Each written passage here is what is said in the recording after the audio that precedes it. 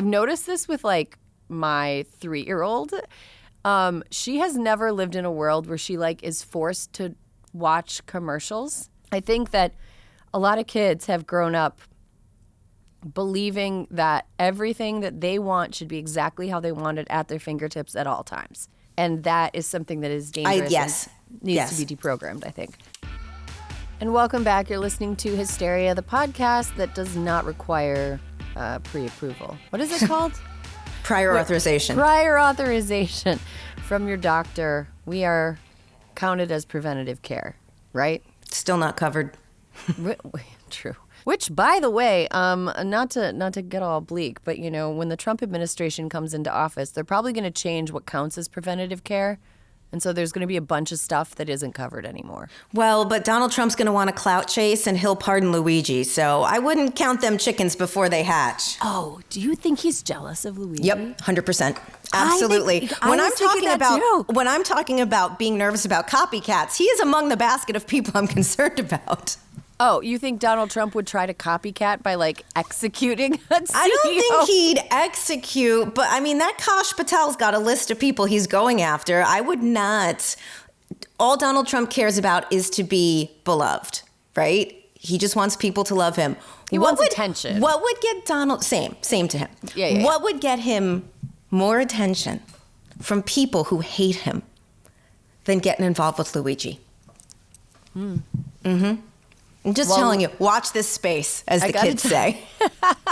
I gotta say, Luigi is gonna go on Joe Rogan the second that he is free. I predict it, just going through his... I think he'll have a 3-hour conversation with Joe Rogan, and we'll get into the...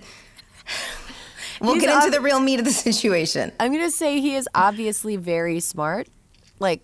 very smart. Clearly. And I just am imagining a conversation between him and Joe Rogan, and Joe being like, so to like, what kind of, like, how did you print the gun? And Luigi like going off on, well, man, that's crazy. Anyway. Or if Joe Rogan just pops up and is like, did you hear about that lake that disappeared in California?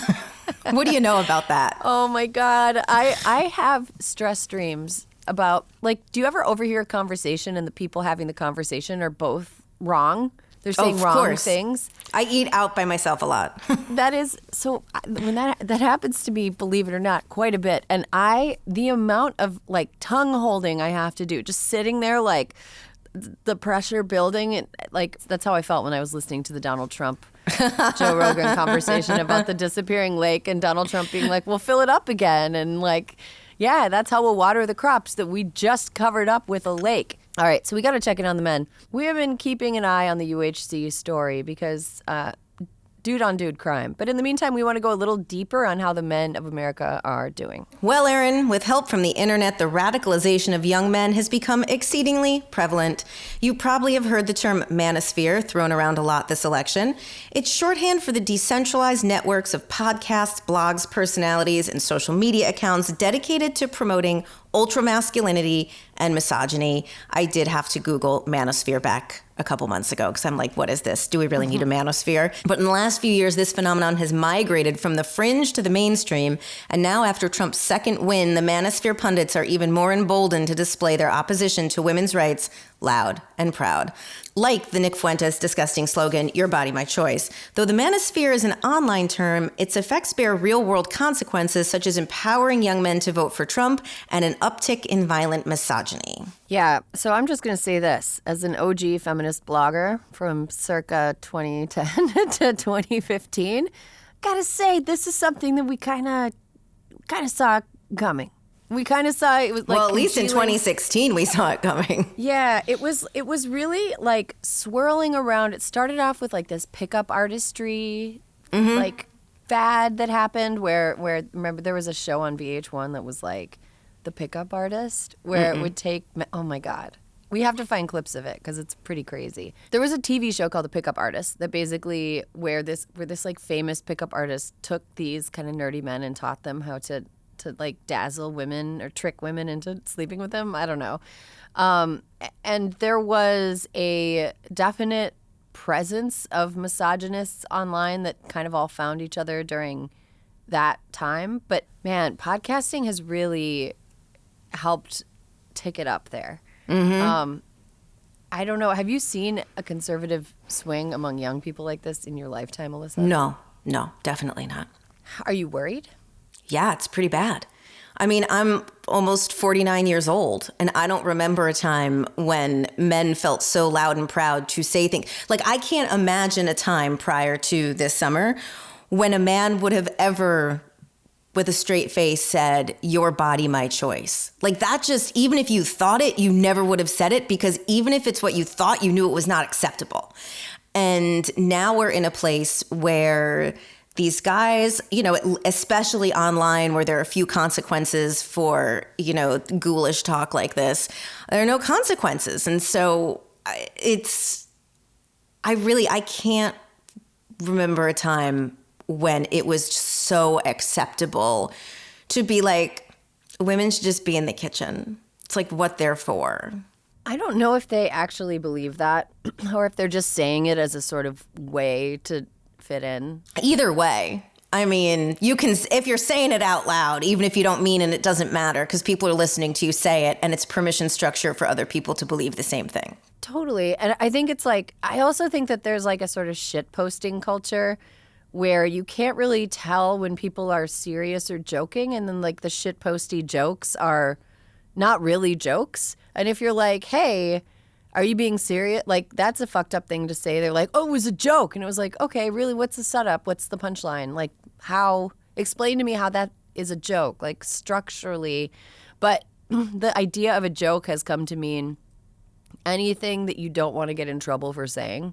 And I think that they use this sort of plausible deniability of like irony to pretend that they don't mean the thing that they actually mean. And I think like, you know, you'd see it on places like on like 4chan and places where it just seemed like it was young men trying to one-up each other to gross each other out or say the wildest things. Eventually, there are people kind of in the mix that really mean the thing that was originally just said to be an outrageous sort of goofy thing. I think that men who are young, we've talked about this before on the show, but they are being outpaced in a lot of ways. We're also learning that there are parents who are going through IVF who are overwhelmingly choosing to have girls and not boys. Like, people would prefer to have girls now. And I don't think that men have caught up with how to be wanted now that they are not necessarily needed. Yeah. The way their dads were. Mm-hmm. Needed, or their grandpas were needed, again because of a system that was set up to manufacture necessity for men from women. It seems like there is kind of a aimlessness that an aimlessness, and also I found, and this is gonna maybe be, I don't know, don't cancel me for saying this, but I think that in the last decade or so, when people who pull the levers in Hollywood and in mainstream entertainment have realized how interesting stories are and how much audience there is out there for stories that don't center the experiences of white cishet men. Mm-hmm. And so they have made space for stories to be told by and about other people and have those stories written by members of those groups. I think that there are some white cishet men who have taken that as an attack against, like, making any space for the points of view of anybody else is akin to having their point of view attacked. Well, it's the same kind of universally with them, right? If you are talking about legislation and you want to help, you know, moms who have just had kids, it's not that we're just helping moms who just had kids, it's that we're taking something away from them, right? It's this whole total like 360 grievance sort of grievance mentality that Donald Trump has been feeding into since 2009, you know, since Barack Obama became president. And it seems like for all of these men who see maybe what their grandfathers and fathers were able to accomplish because 60% of the population was kept from competing against them, you know, more often than not. And now they're like, well, it's not fair. Look at me. I can't, you know, there are a boatload of reasons why all of these things happen. But they look and they're like, my dad was a shoe salesman and he had 2 kids and we had a nice house and my mom didn't work and we were comfortable and, now I have this. It's not there's no, like, the world has changed. The economy is different. There's no sort of intellectual thinking that goes into it. They're just like, the women did it to me. It's their fault. And now I'm just going to get online and talk about it. Mm-hmm. And that's why this moment of class solidarity, I think, is so not exciting, but interesting. And there is like a hopeful thread to be taken from it, which is that the reason that these men cannot support a family on one income is not because the women. Right. It's because of capitalism and greed and a system that exploits them to benefit fewer and fewer people more and more. I also think that, like, when there is media being made for these guys, it's not necessarily going through the same quality control that it would have gone through back, 15, 20 years ago when almost everything was being made for and about white guys. You know? Like, women had soap operas back then. That's what back then women had soap operas and they had everything else. So it's like, just double down. Go watch Taylor Sheridan or whatever his name is that does Yellowstone. Enjoy yourself. Watch it on repeat. That's what I do with Veep. Enjoy yourself. Don't watch the latest episode of Yellowstone, though. Did you see what happened? No. Taylor Sheridan cast himself in it, and he cast Bella Hadid as his girlfriend. Oh, I read about it. I didn't see it, though. I have not gotten into Yellowstone. It is the most it's not bad. It's like just a No, frothy, not for any reason. I have to draw the line at how many streamers I have. Sure. It's like a frothy, soapy. It's like outside. It's like Dallas. Montana-y. Yeah, it's like Dallas, but everybody's outside all the time. Well, and did you see that Taylor Sheridan has a new show called Landman, which is literally Dallas from the 80s and 90s, but just rebooted and darker with Demi Moore and John Hamm? I pronounce it Landman. Is it What did I say? No, I said Landman. You're right. But I see billboards all over for it, and I'm like, Landman, eh? Saul Landman. It looks like a combination of Armageddon and the TV show Dallas. I've heard good things about it. And look, Taylor Sheridan has some good stuff under his belt. Apparently, when he writes, he just like goes into a shed on his property and just like writes stream of consciousness stuff. Enjoy yourself. His poor writer's assistant has to like make it make sense. But I mean, this is a very roundabout way of saying that I think that there is not that much high quality media made for and about white guys in a way that feels like honest and vulnerable and healthy. And so I think that, there is a place where mediocrity and C grades in high school science are celebrated and elevated, and that seems to be the manosphere of podcasting. I also think that, look, I don't think boys are being raised all the way. I don't. And this is going to be a 2025 hobby horse. I'm saying it. Men and boys need to go to home economics class. Agree. Absolutely. Cosign. They need to learn how to do all this stuff. Here's my question. That's something that sort of kind of keeps me up at night because I've got 2 daughters, neither of whom have come out as gay yet, but they're both under 5, so we'll see. They've got time. Fingers crossed. Yeah, I mean, maybe coming out won't even be a thing by the time they're adults, but whatever. There's a possibility that at some point they will have a romantic encounter with a man. And I am concerned that as they get older, the quality of men will continue to plummet. And what do I tell them? Like, it feels like it's going to get worse before it gets better. What do we do? Like, do we start being like, okay, look, let's find some really thoughtful, smart, funny white guys, give them a fuckload of money to make shows about thoughtful, funny, smart white guys and the problems that they're having that are being largely unaddressed in like the mainstream media. Like, what do we do? I mean, that would be nice. I mean, but do you have to give the money to Taylor Sheridan so that they watch it? I think he's got a lot of money, actually. So maybe he should do it. This could be his public service. This could be his good deed, paying it forward. Yeah, but you know what? Even Kevin Costner couldn't get Liz Cheney across the finish line in Wyoming. So I know. I don't know. I feel like also if you watch Yellowstone, which can be yes, I've only watched a couple episodes, but there's some like fun characters. There's a character named Beth Dutton that I am convinced. Oh, I've seen Beth Dutton. I am convinced that every like 55-year-old MAGA woman thinks she's Beth Dutton. Like 100%. Like in her Absolutely. brain when she's like yelling at the MTG barista. 100% thinks she's Beth Dutton. Oof, yeah, Beth Dutton would not like her. No, and she would not like it, but I bet you MTG thinks it. I'm serious. Like, what do you think the solution is? Like, do we just like be like, all right, tried the internet, didn't work. We're taking it away from everybody until we get straightened out. Or I what mean, what do we do? they did it in Australia, at least for young kids. It seems like, or at least in school. It feels like a total deprogramming, reprogramming. It feels like it took 40 years, 30 years for us to get to a place where people had stopped saying such crazy things. And back then you could say it was because of ignorance. Back then you could say it's because people weren't having the conversations. People hadn't tried to change the way people see other people. But that work has been done and they're just rejecting it. And so I don't know. I think they need some like real role models. I don't know who they would be. Do you know what I mean? Like if there's one person, okay, you know who their role model should be? Matthew McConaughey. Oh yeah.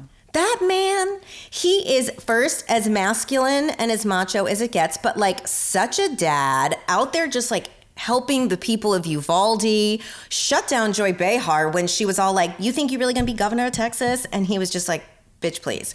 I don't know. I think Matthew McConaughey needs to start a program where he takes his persona, because I feel like all of these men would get on board with his persona, right? He's like, but I feel like those kinds of people need to really get involved and try to be like, guys, come on. We know better than this.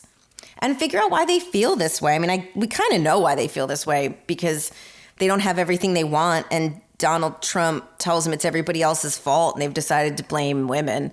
But yeah, that's kind of it. I think that this is not a problem people like you and I can solve. I think that the cis white men need to get involved here.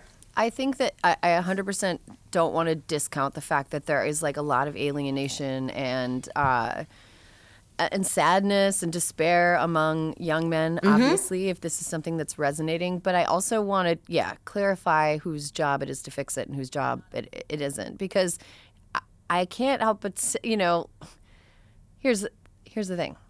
We've got other problems in this country that primarily affect women, like postpartum care, postpartum depression, right? Yep. Menopause, like mental health around like hormonal changes. Can I get an amen? Yes. And nobody is like, what are men doing to help women with menopause? What are the men doing to help the crisis that women are having? Perhaps they could direct some money towards research for our problems. But other than that, no, we're solving our own problems. Exactly. And I think that there's something to be said for like support 100%. Guys, go to therapy, form like a neighborhood workout group. Go to BetterHelp. Do something. A running club. Do something positive and start pro-social. Start a book club. Read a book. Get off the internet. Or just like, I don't know, hang out with like people that like touch people grass. That you like. But the problem is not for women to solve, and the responsibility is not. It reminds me a little bit of like a few years ago when there was another conversation about this happening, because I feel like we're always worried about the men, always about the men. Well, the men do all the killing, so we kind of have to be worried about the men. They do like 98%. They do the killing and the raping, so it's good for us to pay attention. They're also more likely to be victims of murder. They are. Like pretty significantly more likely. So they're kind of, it's both your problem and you're doing it and you're getting hurt by it. So like, right. Either way, they should address it. Yeah, they should probably address it. I do think that another thing is that I've noticed this with like my 3-year-old. She has never lived in a world where she like is forced to watch commercials. So like if she's watching like, I don't know, we're watching something on streaming on one of the streamers that has like forced ads. When one comes on, or like YouTube, she's like, what? Mom, uh-oh, mama, oh no. And she's like upset by it. And another thing I know, like if we're in the car and she'll say she wants to listen to something while I'm driving. Mm-hmm. And when I'm like, I can't stop the car, I can't just like make whatever song you want to play in the entire world play while I'm driving. And she just cannot process that. I think that a lot of kids have grown up believing that everything that they want should be exactly how they want it at their fingertips at all times. And that is something that is dangerous. Yes. And needs Yes. to be deprogrammed, I think. All right. Well, that is all the time we have for fixing the men this week. That's since it's not our job, I definitely think it's more than enough time. And welcome back. You're listening to Hysteria, the podcast that is already stressing about the holidays ending. Alyssa, when are you going to take down your tree? Well, Erin, I have 3 trees, and they get taken down in different order. The last one that comes down is my bird tree, which is all soft birds and lights. And that one comes down after my birthday at the end of February because I can't have darkness in the house. So here's the thing, once you put the tree up, it's so hard to take it down because it really does bring such a different twinkle to the house. You know what I mean? Yeah, I feel like it opens up the living room weirdly. It 'Cause does. We move a chair out of the way. I have a chair in the foyer that needs to get moved right now down to the basement. Yeah. Ugh. Yeah, we got to transition the tiny baby to a crib because she's like already outgrowing her bassinet. I know. Oh my God, how's that possible?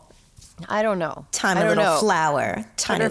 Her favorite thing to do is just like lie in her bassinet, which is like at the foot of my bed, and she just thumps both feet down, like thump, thump, thump. And it was so loud the other night that Josh, who was like sleeping in a different room, thought that someone was like jumping in our room, and it was just... She's gonna be little Katie Ledecky. She is gonna do the 400-meter fly and win us gold. She was just like taking her beefy little baby thighs and just banging them down on her with her clenched little meat hooks for fists. Yes, exactly. She's just she's perfect. And then when I'm like, hey, what's going on? What do you need? She'll look at me and be like, ah. And it's like, oh, thank you. It's 2 a.m. This is very funny to you. It's not so funny to me. All right. Now let's get to Sandy Petty. Alyssa, do you want to go first? Erin, I saw something that I thought was a little gross. I felt in this moment maybe didn't need to happen.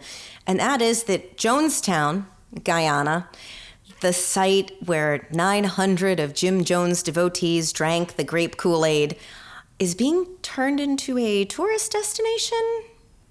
Oh. Now, here's the thing. I heard this, I saw it on the news, and then I had to read some articles.